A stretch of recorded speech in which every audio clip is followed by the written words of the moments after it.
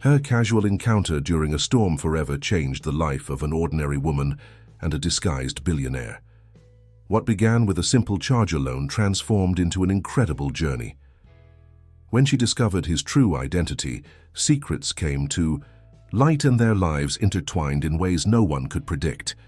A story of mistrust, community gardens, and a love that blossomed in the most unlikely circumstances. Get ready, because this story will touch your heart. Subscribe to the channel, leave your like on this video, and comment where you are watching from. Rain pounded against the windows of Meadowbrook's last open cafe with a fury that matched Sarah Mitchell's mood. The 28-year-old botanist cursed under her breath as she watched her taxi disappear into the storm, leaving her stranded in a part of Boston she rarely visited.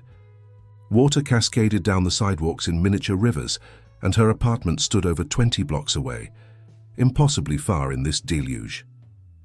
"Just perfect," she muttered, wringing water from her auburn hair.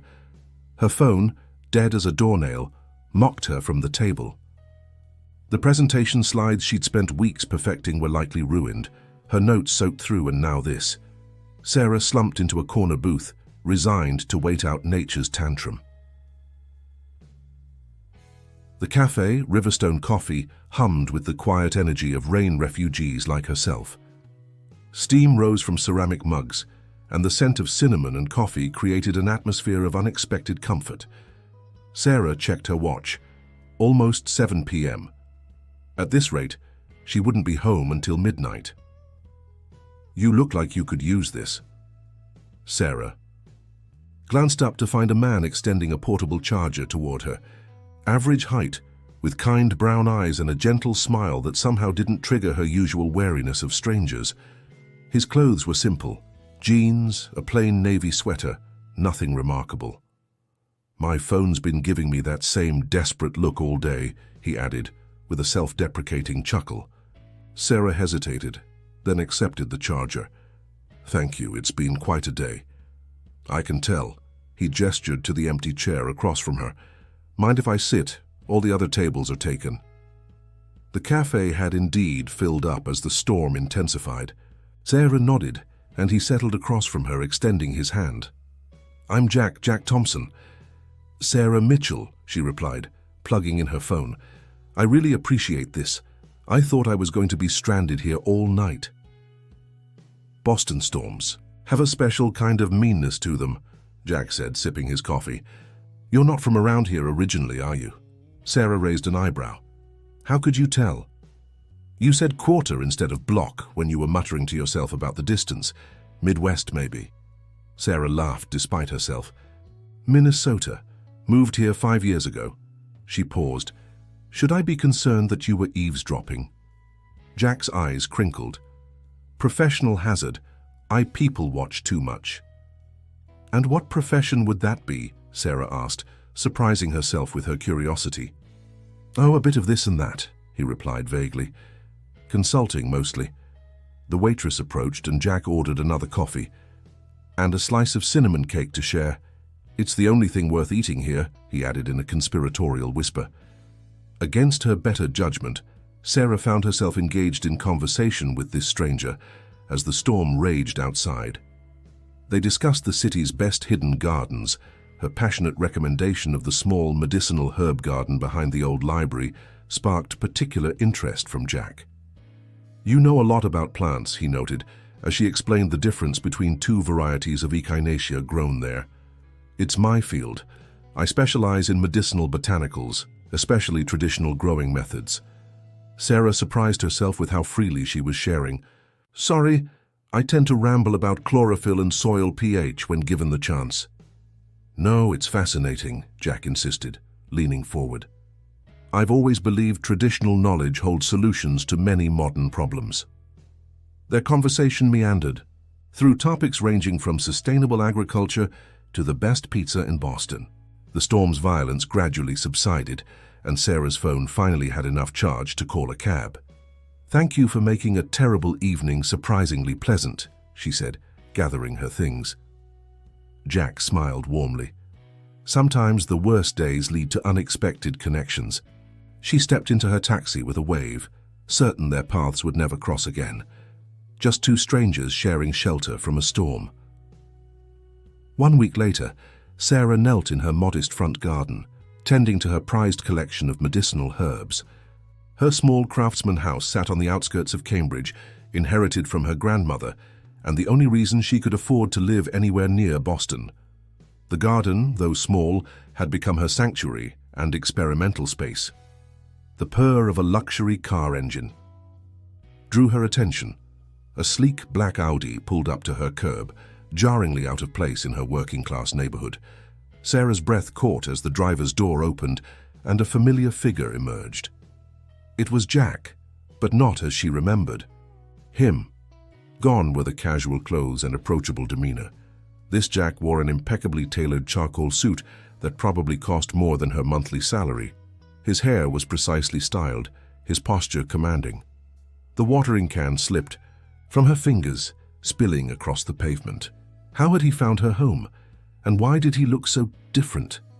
Jack approached with the same easy smile, though now it seemed part of a different person entirely. "Hello, Sarah. I hope you don't mind the unexpected visit." Her guard instantly raised. Sarah crossed her arms. "How did you find my address?"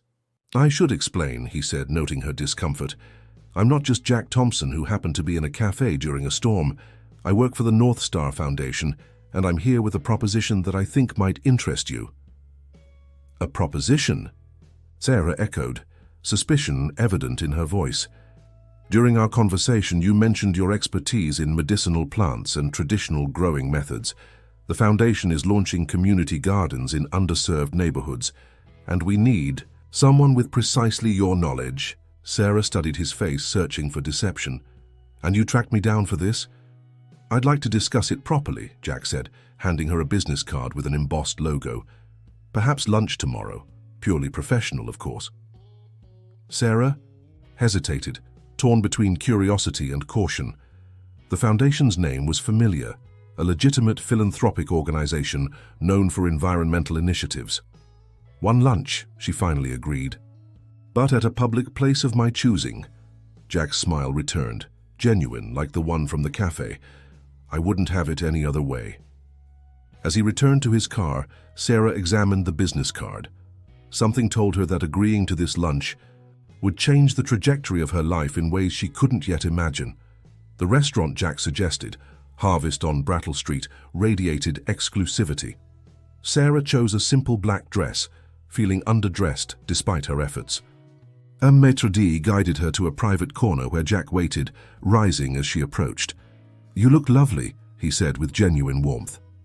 "You look exactly like someone who belongs here," Sarah replied, taking her seat. "Unlike me." Jack laughed. "I'm more comfortable in jeans at that coffee shop, believe it or not." As they ordered, Sarah studied the man across from her. "So, Mr. Thompson, tell me about this community garden project that warranted tracking down a stranger." "First," Jack said, leaning forward, "I should be completely honest with you." He took a deep breath. "My name is Jack Thompson, but most people know me as Jonathan Thompson III. Sarah's fork clattered against her plate. "Jonathan Thompson, of Thompson Technologies?" Jack, or Jonathan, nodded. "The same." "You're not just working for the North Star Foundation," Sarah realized aloud. "You own it." "Guilty," he admitted, "and Thompson Tech as well." Sarah sat back, processing this revelation. Jonathan Thompson wasn't just wealthy, he was one of the country's most influential tech moguls, worth billions by some estimates. His face occasionally graced business magazines, though he was known for avoiding publicity. "The man in the cafe is the real me," Jonathan insisted. "I sometimes go incognito around the city. It's the only way I can have normal interactions without..." He gestured around the restaurant where patrons were already sneaking glances their way. "All this..." Sarah crossed her arms. "So our entire interaction was what? Research? A background check before making a job offer?" "No," Jonathan said, quickly. "It was coincidence, the storm, the cafe. But when you started talking about traditional growing methods and medicinal plants with such passion, it aligned perfectly with a project we've been struggling to get off the ground." He slid a folder across the table. Inside were plans for community gardens in 7 of Boston's most disadvantaged neighborhoods. We've secured the land, built infrastructure, but we're missing someone who understands both the science and the cultural significance of these spaces, Jonathan explained. Someone who can make them more than just pretty patches of vegetables. Sarah flipped through the documents, her botanist's eye catching details others might miss. The plans were impressive. Irrigation systems, solar-powered tool sheds, educational pavilions. Why these neighborhoods? She asked. They're food deserts. No grocery stores within walking distance, just convenience marts selling processed foods at inflated prices, Jonathan explained. But beyond addressing food insecurity, we want these gardens to become community anchors, places that preserve traditional knowledge and build neighborhood pride. The passion in his voice seemed genuine, matching the excitement building in Sarah's chest as she reviewed the plans. The salary is competitive, Jonathan added, sliding across another paper. Sarah's eyes widened at the figure. It was more than triple her current income from part-time consulting and the plant nursery where she worked. This is generous, she managed. It's what the position is worth, Jonathan stated matter-of-factly. You'd have a staff of 5, creative control over plant selection, and authority to implement educational programs. Sarah studied him, still wary. Why me? You could hire PhDs from Harvard or MIT. Credentials don't equal passion or practical knowledge, Jonathan replied. When you spoke about that small medicinal garden behind the library, your eyes lit up. You knew not just the scientific names, but the history of each plant, which communities traditionally used them, how they were grown sustainably for generations. That's exactly what these gardens need. The waiter brought their entrees, giving Sarah a moment to gather her thoughts. The opportunity was extraordinary, but doubt lingered. I have one condition, she finally said. Jonathan raised an eyebrow. Name it. I don't want special treatment because I'm working with Jonathan Thompson. No special access, no pulling strings, no preferential treatment. I need to build trust with these communities based on mutual respect, not your influence. Jonathan smiled slowly as if she'd passed a test. Absolutely agreed. And our relationship remains strictly professional, Sarah added firmly. Of course, he nodded, extending his hand. Partners then. Sarah hesitated only briefly before shaking it. Partners. 3 months later, Sarah stood amid rows of thriving vegetables in the Dorchester Community Garden, the first of the 7 sites.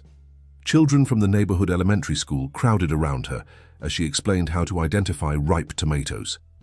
Miss Sarah, look, a young girl named Destiny held up a perfect specimen, beaming with pride. Beautiful job, Sarah praised. That's going straight to Chef Marcus for tomorrow's community dinner. The garden had transformed from an abandoned lot into a vibrant green space. Local residents had embraced the project, contributing traditional growing methods passed down through generations. The garden incorporated plants from every culture represented in the neighborhood, Vietnamese herbs alongside Dominican root vegetables and Cape Verdean greens. Quite the transformation, came a familiar voice. Sarah turned to find Jonathan, dressed in jeans and a simple button-down, more Jack than CEO, carrying a flat of seedlings. The community did this, Sarah corrected. I just provided some guidance. And leadership, vision, and endless patience, Jonathan added, setting down the plants. The board is impressed. All 6 other gardens are ahead of schedule. Sarah removed her gardening gloves. I have good teams at each site. Teams you built and trained, Jonathan pointed out. He glanced at his watch. Do you have time for coffee? There's something I'd like to discuss about expanding the educational component. The past months had established a comfortable working rhythm between them. Jonathan respected Sarah's expertise, never micromanaging despite his ownership of the foundation. Their weekly strategy meetings had become something Sarah looked forward to, though she maintained professional boundaries. As they walked to a local cafe, purposely not the upscale establishments Jonathan typically frequented, Sarah noticed something that had become increasingly common. Jonathan was recognized. Their group of teenagers pointed and whispered as he passed. The blessing and curse of success, Jonathan murmured, noticing her observation. "Sometimes I miss being just Jack in a cafe during a storm." "Is that why you helped me that night? Escaping your identity?" Sarah asked. Jonathan considered her question. "Partly, but mostly it was because you looked like you were having an even worse day than I was." Sarah laughed. Accurate assessment. At the cafe, they claimed a corner table. Jonathan outlined his idea for rotating educational workshops at each garden, bringing in elders from various communities to share traditional knowledge. "We could document everything. Create an open-source database," Sarah suggested, excitement building. "Preserve practices that might otherwise be lost." "Exactly what I was thinking," Jonathan agreed, his eyes lighting up. "This is why we work well together." Sarah became aware of a subtle shift in the atmosphere between them, a moment too long held in each other's gaze, a current of something beyond professional admiration. She cleared her throat, redirecting to logistical details. As they parted ways outside the cafe, Jonathan handed her a small paper bag. "Almost forgot. Cinnamon cake, for nostalgia's sake." The gesture, thoughtful and personal, lingered in Sarah's mind long after they'd said goodbye. Walking back to check on the garden one last time before heading home, Sarah confronted an uncomfortable realization. Despite her best efforts to maintain professional distance, Jonathan Thompson was becoming more than just her boss.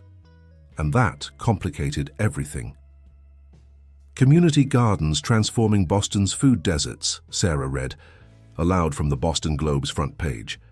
The article detailed the success of their initiative, complete with statistics on increased access to fresh produce and testimonials from community members.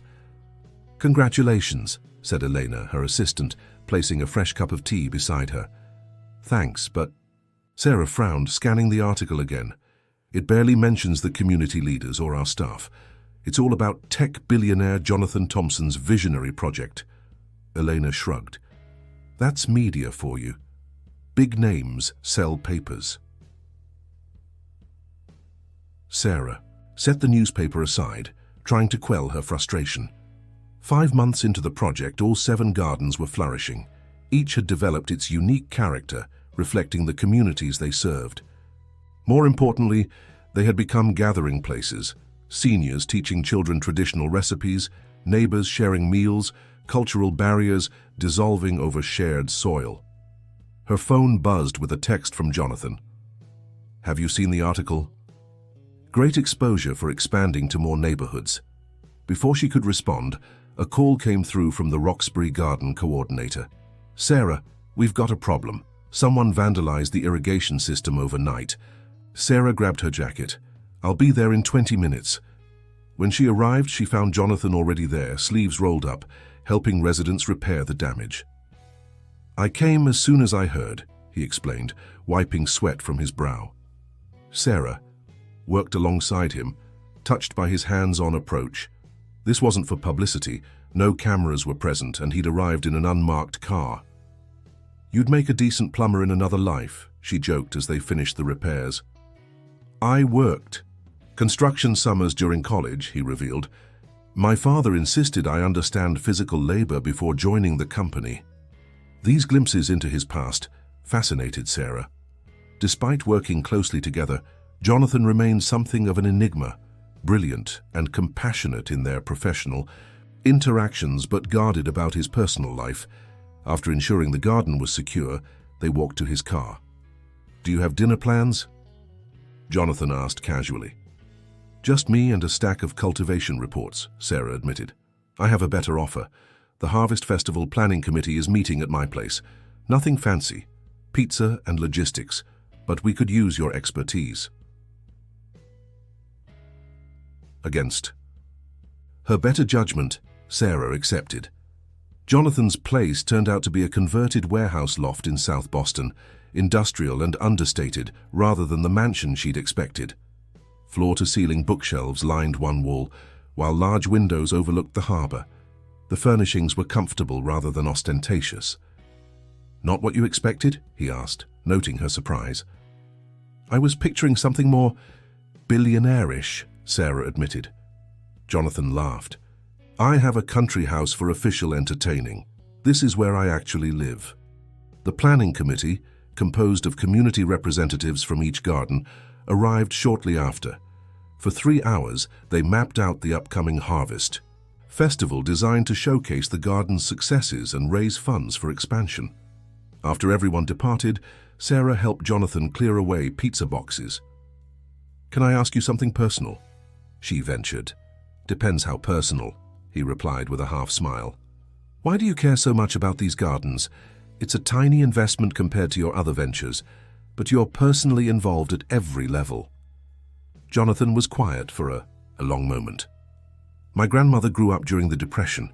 Even after my grandfather's business took off, she maintained a victory garden. She taught me that self-sufficiency and connection to the earth were worth more than money." He paused. "When she developed Alzheimer's, the garden was the last thing she remembered how to do. Even when she couldn't recognize family members, she could still tell you when to harvest the tomatoes." Sarah felt something shift between them, a deepening of understanding. "What about you?" Jonathan asked. "Why plants?" "My parents are academics, literature, professors. They wanted me to follow their path, but I was always drawn to growing things," Sarah explained. "My grandmother's herb garden was my refuge. She practiced traditional medicine, taught me that plants hold wisdom we're only beginning to rediscover." They settled on his couch, the conversation flowing easily as night descended over the harbor. For the first time, they spoke not as colleagues, but as two people discovering unexpected common ground. "It's getting late," Sarah finally noted, reluctantly checking her watch. "My driver can take you home," Jonathan offered. "I'd rather grab a cab," she replied, maintaining the professional boundary she'd established months ago. Jonathan nodded, respecting her choice. "There's something I've been meaning to discuss with you," he said, as he walked her to the door. "The New England Environmental Leadership Award ceremony is next month. The foundation has been nominated for our Community Garden Initiative." "That's wonderful. I'd like you to deliver the acceptance speech if we win. You're the heart of this project, Sarah. It's time you received proper recognition." Touched by the gesture, Sarah found herself at a loss for words. Thank you. That means a lot." Their goodbye lingered a moment too long, an almost moment that left Sarah contemplating boundaries she'd once thought immovable. The following morning, Sarah arrived early at the Foundation's office to prepare for a meeting with potential donors. As she gathered her materials, she noticed a folder marked "Confidential Riverside Development" left on the conference table. She shouldn't look. It wasn't her department. But the name gave her pause. Riverside was the location of their flagship garden. She opened the folder.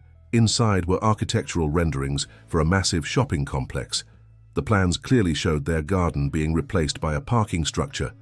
Attached was an email chain between the Foundation's real estate division and Thompson Tech executives discussing maximum return on land investments and pivoting from the garden pilot program.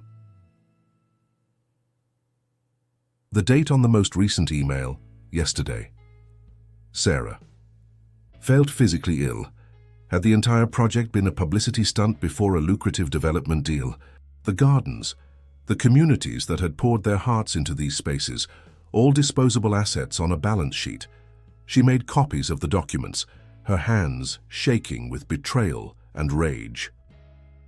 When Jonathan arrived for their scheduled donor presentation, Sarah was waiting in his office.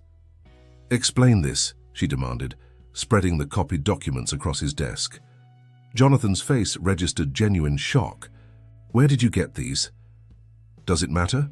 Were the gardens just a PR move before you cash in? Building community trust so there's less resistance when the bulldozers arrive?" "Sarah, that's not—" "Save it," she interrupted, gathering her things. "I trusted you. Worse, I convinced those communities to trust you. If you'd just let me explain—" "I've read enough," Sarah said, her voice breaking.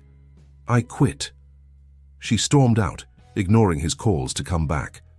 The security guard looked startled as she handed in her badge. "You okay, Ms. Mitchell?" "No," she replied honestly, "and I don't think I will be for a while." Outside the Foundation's gleaming headquarters, Sarah hailed a cab, her mind reeling. She'd allowed herself to believe in Jonathan Thompson, not just his project, But the man himself. How could she have been so naive? As the cab pulled away, her phone buzzed with messages from Jonathan. She turned it off, unable to face whatever explanation or justification he might offer. Some betrayals cut too deep for words to heal. For 3 days, Sarah remained sequestered in her grandmother's house, ignoring the increasingly urgent messages from Jonathan and her concerned staff. She wandered her garden listlessly, the plants she normally found solace in offering little comfort. The betrayal cut deeper than professional disappointment. Somewhere along the way, Jonathan Thompson had become important to her. His approval, his companionship, his smile when she shared a new idea.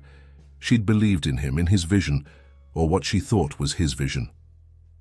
On the 4th morning, a knock at her door broke her isolation. Expecting Jonathan, she flung it open, ready for confrontation. Instead, she found Destiny, the 10-year-old from the Dorchester garden, alongside her grandmother, Mrs. Washington. "Miss Sarah," Destiny said, her small face etched with concern. "Why did you leave us?" Mrs. Washington placed a gentle hand on her granddaughter's shoulder. "We've been worried about you, child. The garden isn't the same without you." Sarah's throat tightened. "Come in, please." In her small living room, Mrs. Washington explained why they'd come. "The community meeting last night was all about you. Something's happened and we need you to come back." "Mr. Thompson's in big trouble," Destiny added solemnly. "The men in suits are real mad at him." Sarah frowned. "What men in suits?" "His board," Mrs. Washington clarified. "They had a public shouting match yesterday at Foundation headquarters. It's all over the neighborhood news groups." She handed Sarah her phone, opened to a local community forum. The headline read, "Thompson Tech Board threatens to oust founder over community garden dispute." The article described a heated confrontation between Jonathan and his company's board of directors. According to witnesses, board members demanded he proceed with lucrative development plans for the garden properties. Jonathan had apparently refused, risking his position at his own company. He told them they'd have to remove him as CEO before he'd sell the garden lands, Mrs. Washington said. "Said he'd buy the properties personally if that's what it took to protect them." Sarah sat heavily on her couch, confusion replacing anger. "I don't understand. I saw the development plans." "Those weren't his plans," Mrs. Washington stated, with certainty. "That man has been fighting for our garden since day one. Some of us were suspicious too, so we did our homework. Those development proposals have been coming from outside investors for months. Mr. Thompson has been blocking them." Sarah's mind raced, reassessing everything. Why didn't he tell me this when I confronted him?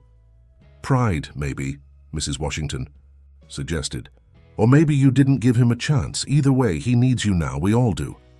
After they left, promising to expect her at tomorrow's emergency community meeting, Sarah sat in her garden processing this new information. Had she misjudged Jonathan completely? Jumped to conclusions based on documents without context? She finally turned on her phone. 27 missed calls from Jonathan, 15 voicemails, dozens of texts. The most recent sent an hour ago. "I understand if you never want to see me again. But please come to the foundation tomorrow at 2 p.m. The communities need to hear directly what's happening. They trust you more than me." Sarah arrived at the foundation headquarters the following afternoon to find the lobby packed with community members from all 7 gardens. The atmosphere was tense, voices raised in concerned discussion. Elena rushed to Sarah's side. "Thank God you're here, it's chaos." "What exactly is happening?" Sarah asked, trying to make sense of the scene. Jonathan refused to sell the garden, properties to developers. The board is threatening to remove him as CEO of Thompson Tech if he doesn't act in shareholders' interests, Elena explained. "He's upstairs now in an emergency board meeting." As if on cue, the elevator doors opened. Jonathan emerged, looking exhausted but resolute, followed by stern-faced executives in business attire. When he spotted Sarah, relief washed over his features. "You came," he said softly. Before she could respond, he addressed the gathered crowd. "Thank you all for being here. I know there's been confusion and concern about the future of our gardens." A board member stepped forward, a silver-haired man with a disapproving frown. Mr. Thompson has unfortunately allowed personal attachment to cloud his business judgment. These properties represent significant, untapped value. Murmurs of discontent rippled through the crowd. These properties are community anchors, Jonathan countered, and they're not for sale, not now, not ever. The board has fiduciary responsibilities, the man insisted. We've presented multiple development proposals that would generate substantial returns.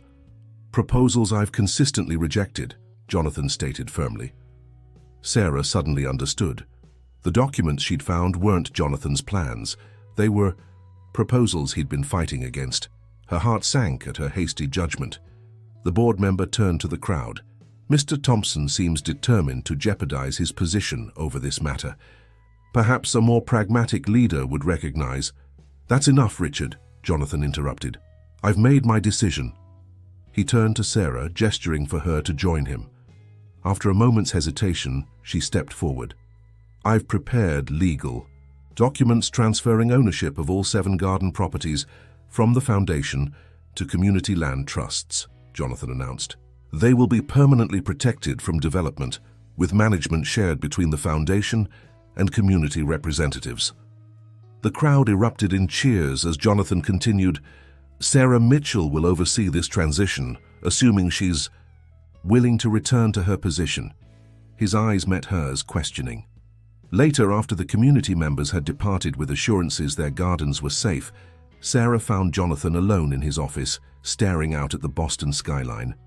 You should have told me about the development pressure, she said from the doorway. Jonathan turned. I didn't want to burden you with corporate politics. These gardens were supposed to be about community, not shareholder value.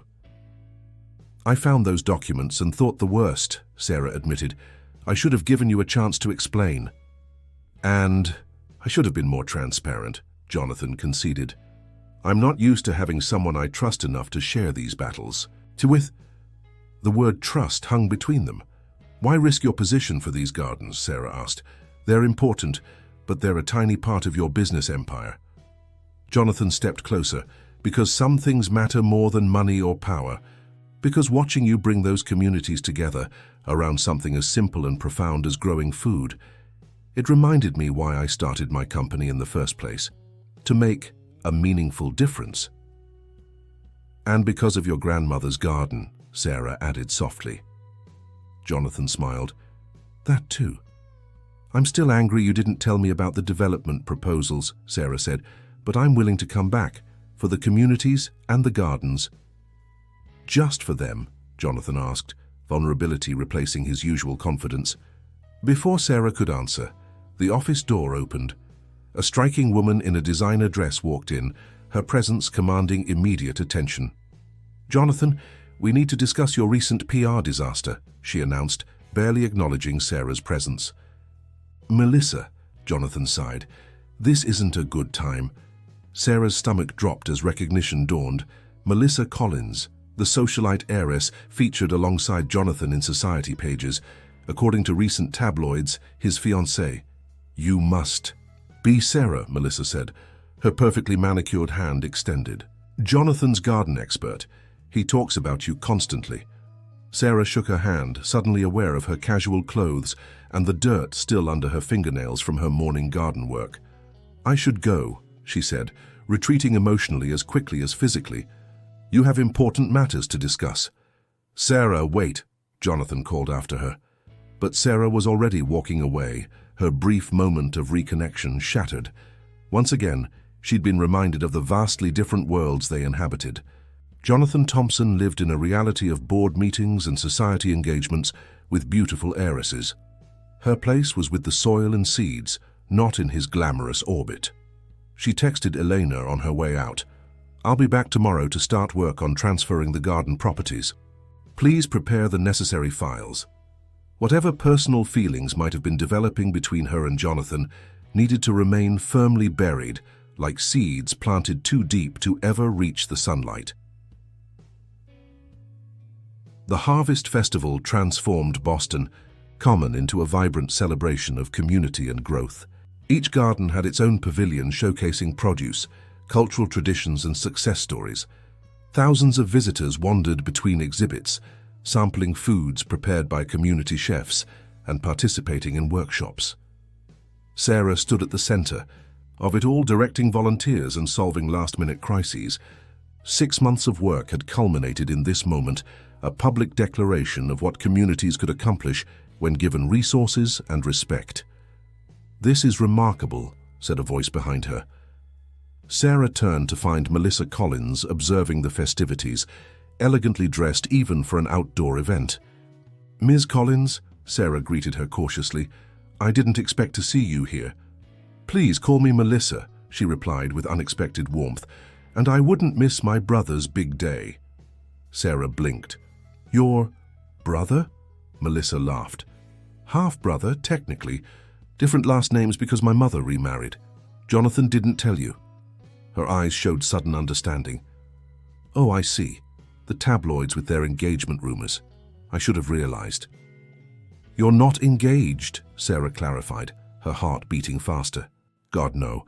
We'd kill each other within a week," Melissa said with another laugh. "Jonathan's been like an overprotective brother since our parents adopted me at 12. I keep a different last name professionally. I'm a pediatrician at Boston Children's Hospital. The society pages just love creating romance where there's none." Sarah's mind raced, recalibrating weeks of assumptions. "He never corrected the rumors." "Jonathan has learned the hard way not to engage with gossip," Melissa explained. "But I'm surprised he didn't tell you specifically." She studied Sarah with newfound interest. "Unless he was afraid you'd think he was explaining because he was interested in you." Before Sarah could respond, a commotion near the main stage caught their attention. The mayor of Boston had arrived to deliver the festival's opening address. "I should go," Sarah said. "I need to introduce him." Melissa touched her arm. "Find Jonathan after the speeches. I think you both have some misunderstandings to clear up." Sarah made her way to the stage, her thoughts in turmoil. As she introduced the mayor and other dignitaries, her eyes scanned the crowd for Jonathan. He stood at the back, dressed casually in jeans and the festival's volunteer t-shirt, looking more like the Jack from the cafe than the billionaire CEO. Once the official program concluded, Sarah found herself approached by a distinguished, older gentleman with a European accent. "Ms. Mitchell, I am Dr. Klaus Weber from the International Sustainable Agriculture Foundation. Your work here is impressive." "Thank you," Sarah replied, shaking his hand. "My organization is launching similar initiatives globally. We'd like to discuss funding your expansion and bringing your methodologies to other countries." Sarah's excitement grew as Dr. Weber outlined potential collaborations, until he mentioned their patent strategy. "Patent strategy?" Sarah questioned.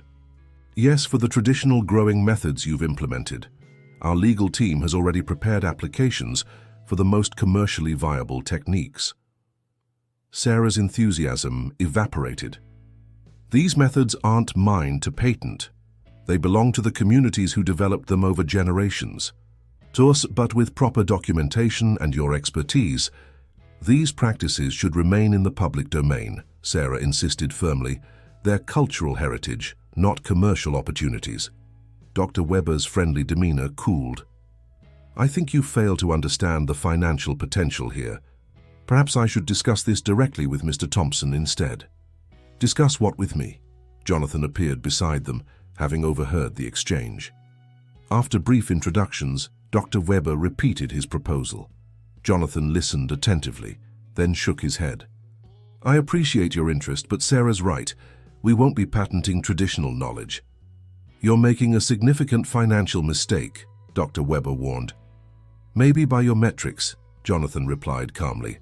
"But our success isn't measured in patents or profit margins." As Dr. Weber departed, visibly displeased, Jonathan turned to Sarah. "You didn't hesitate to stand your ground, even though his foundation could have funded worldwide expansion." "Some things aren't for sale," Sarah said simply. A smile spread across Jonathan's face. "That's exactly what I told my board about these gardens." They fell into step together, walking through the festival grounds where families gathered, children played, and elders shared stories over communal meals. Your sister told me about the tabloid misunderstanding, Sarah said finally. Jonathan stopped walking. Melissa has always had terrible timing. Why didn't you tell me she wasn't your fiancée? Jonathan ran a hand through his hair, suddenly looking boyishly nervous rather than like the confident CEO. At first, it didn't seem relevant. Then, as we worked more closely together, I worried you'd think I was presumptuous, that I was clarifying my relationship status because I expected something from you. And were you? Sarah asked quietly. Hoping, maybe. Not expecting, Jonathan admitted. I've spent my adult life surrounded by people who want something from me. My money, my influence, my connections. You were different. You challenged me, pushed back when you disagreed, saw the gardens and the communities as more than a philanthropic checkbox. They reached the Dorchester Garden Pavilion, where Destiny was proudly showing visitors the herbs she'd grown. 6 months ago, I offered you a job, Jonathan continued. Today, I'd like to offer you a partnership. What kind of partnership? Sarah asked, heart quickening. We're establishing the Community Agricultural Knowledge Exchange, an open-source platform for documenting and sharing traditional growing methods. It would preserve the knowledge while keeping it accessible to everyone. I'd like you to lead it. That sounds amazing, Sarah said honestly. There's more, Jonathan added. The foundation is transitioning to a cooperative model. The communities will have voting rights on all major decisions, real ownership of the programs that affect them. Sarah smiled. Now that sounds like the Jack Thompson I met in that cafe. I'm hoping that's a good thing, Jonathan replied, his eyes searching hers. A moment of understanding passed between them, of mutual respect transformed into something deeper over months of shared purpose and weathered challenges. There's something else I should be straightforward about, Jonathan said softly. My feelings for you have become more than professional. If that makes things uncomfortable, I'll respect whatever boundaries you want to set. The partnership offer stands regardless. Instead of answering immediately, Sarah reached for his hand. Do you remember asking me why I quit without giving you a chance to explain? Jonathan nodded. Because I cared too much, she admitted. Finding those documents hurt beyond professional disappointment. I didn't want to admit how important you'd become to me. Jonathan's fingers tightened around hers. Important enough to have dinner with me? Not as colleagues or partners, but just as Sarah and Jack.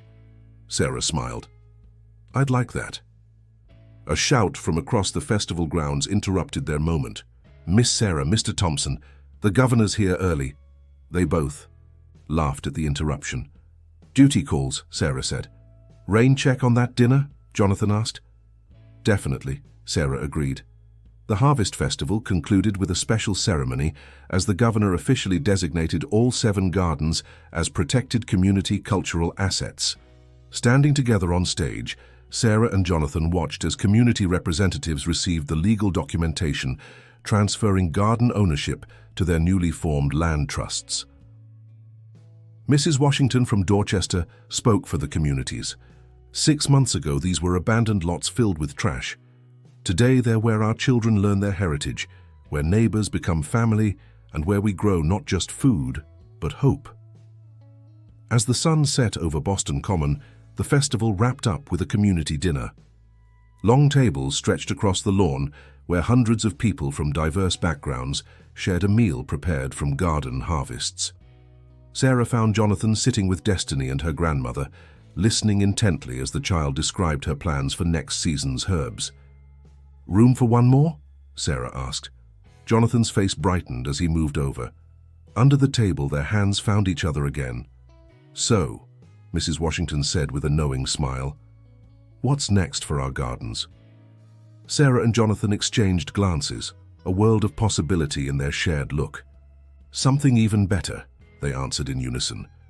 That evening, after the crowds had dispersed and the cleanup crews had finished, Sarah and Jonathan returned to where their story began, Riverstone Coffee, now closed for the night, but opened, specially for them, by the owner who remembered their first meeting. Over cinnamon cake and coffee, they talked about the future, of the gardens, the communities, and the unexpected connection that had grown between them like a seed planted during a storm and nurtured through seasons of challenge and growth. 6 months ago I forgot my umbrella and my phone died during the worst storm of the year, Sarah mused. Best mistake I ever made. Jonathan smiled, reaching across the table for her hand. Sometimes the worst days lead to unexpected connections. Outside, gentle rain began to fall, not the furious storm of their first meeting, but a nurturing shower that promised new growth and possibilities yet to bloom.